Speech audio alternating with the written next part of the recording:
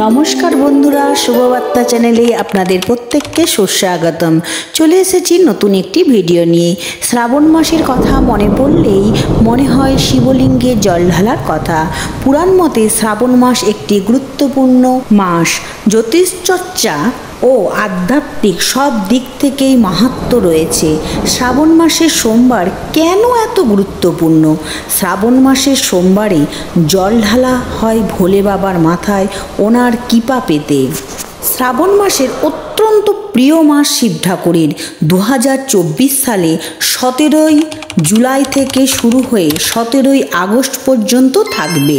এই সময় 4টি সোমবার পড়বে। শ্রাবণ মাস জুড়ে মহাদেবের পুজো করে থাকে অনেকেই। শ্রাবণ মাসে সঠিক নিয়ম মেনে পুজো করলে ভোলে বাবার কৃপা পাওয়া যায়। শিব ঠাকুর হলেন হিন্দু ধর্মের অন্যতম দেবতা। ঈশ্বরের সৃজন, পালন ও সংহার এই 3 শক্তি যথাক্রমে ব্রহ্মা, বিষ্ণু, মহেশ্বরের 3 দেবতা রূপে পরিচিত। ব্রহ্মা সৃষ্টি করেন, বিষ্ণু পালন করেন, শিব বা মহেশ্বর ধ্বংস করেন। শিব পুরাণ ও লিঙ্গ পুরাণে বিভিন্ন গ্রন্থে শিব ঠাকুরকে ঈশ্বর রূপে এবং তার অস্তিত্ব আছে তার প্রমাণসহ পূজিত করা হয়। শ্রাবণ মাসের সোমবারে শিব ঠাকুর অত্যন্ত প্রিয় মনে করা হয়। শ্রাবণ মাসে উপোস করে বাবার মাথায় জল ঢাললে মনের ইচ্ছে পূরণ হয়। বাংলায় 12টি মাস আছে, তার মধ্যে শ্রাবণ মাসটি শিব ঠাকুরের উদ্দেশ্যে উৎসর্গ করা হয়েছে। ভোলে বাবার ভক্তরা অধীর আগ্রহে থাকেন শ্রাবণ মাসের জন্য। মনে করা হয় সপরিবারে ভোলে বাবা মর্তে আসেন এবং ভক্তদের মনের ইচ্ছে পূরণ করেন এবং ভক্তদের প্রার্থনায় সাড়া দেয়। অনেকেই আছেন ভক্তরা কেউ সারা মাস নিরামিষি খান এবং একটি সোমবার তারকেশ্বর গিয়ে জল ঢালেন। আবার কেউ আছে 4টি সোমবার উপবাস করে জল ঢালেন। যে যেমন করে পারেন তেমনভাবেই করে থাকেন। ভোলে বাবা একটি বেলপাতাতেই সন্তুষ্ট হন, তাই ভোলে বাবার ভক্তদের ভক্তি শ্রদ্ধা দেখেই উনি খুব অল্পতেই সন্তুষ্ট হয়। ব্রতর আগে অতি অবশ্যই সংকল্প করতে হয় যে তিনি ব্রহ্মচর্য পালন করবেন। যারা সারা মাস শ্রাবণ মাস পালন করেন তাদের কিছু নিয়ম মানতে হয়, যেমন সারা মাস দাড়ি নখ চুল কাটা চলে না, নিরামিষি খেতে হয়, মাছ মাংস ডিম খাওয়া যায় না, এমনকি পেঁয়াজ রসুনও খাওয়া যায় না, শাক খাওয়া যায় না, কাঁচা দুধও খাওয়া যায় না। ভোলে বাবাকে বেলপাতা, দুব্ব, আতপ চাল অবশ্যই অর্পণ করুন। তার সঙ্গে অপরাজিতা ফুল, ধুতরো ফুল, আকন্দ ফুল অর্পণ করতে ভুলবেন না। অভিষেকের সময় দুধ, মধু, ঘি, টক দই ও চিনি দিয়ে শিব ঠাকুরকে অভিষেক করান। পরে গঙ্গা জল দিতে অবশ্যই ভুলবেন না। তার সাথে দুর্গা ঠাকুর, গণেশ ঠাকুর, কার্তিক ও অশোকা সুন্দরী পুজো করতে ভুলবেন না।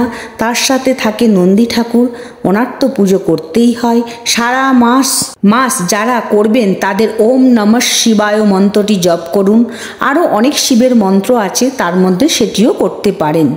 আর যারা শুধু এই 4টি সোমবারই করবেন শ্রাবণ মাসের, সেই প্রত্যেককেই বলবো সেই দিন অন্তত শ্রাবণ মাসের এই সোমবারের দিনটিতে অন্তত ওম নমঃ শিবায় এই মন্ত্রটি পাঠ করতে ভুলবেন না।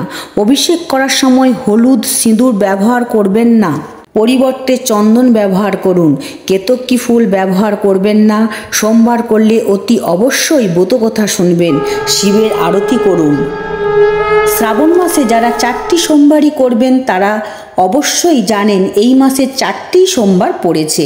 4টি সোমবারে 4 রকমের জিনিস দিয়ে শিব ঠাকুরকে অভিষেক করলে বা পুজো করলে তাতে ফল পাওয়া যায় ভীষণভাবে। প্রথম সোমবার পড়েছে 22শে জুলাই, 6ই শ্রাবণ 2024। এই দিন আতপ চাল বা গোবিন্দভোগ চাল অর্পণ করুন।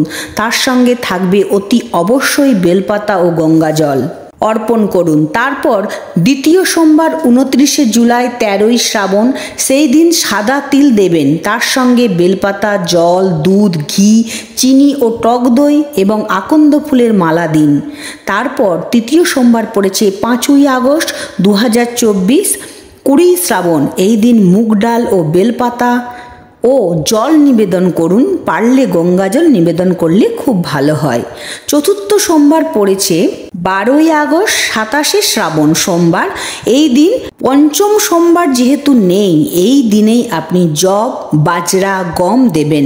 পঞ্চম সোমবার থাকলে বাজরা আর গমটা দিলে ভালো হয়, কিন্তু যেহেতু 4টেই সোমবার পড়েছে, বাজরা, গম এই চতুর্থ সোমবারই দিয়ে দিন।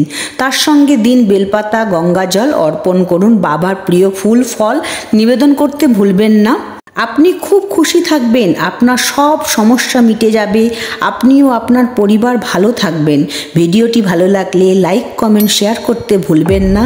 অসংখ্য অসংখ্য ধন্যবাদ এতটি মূল্যবান সময় দিয়ে আমার ভিডিওটি দেখার জন্য। ধন্যবাদ।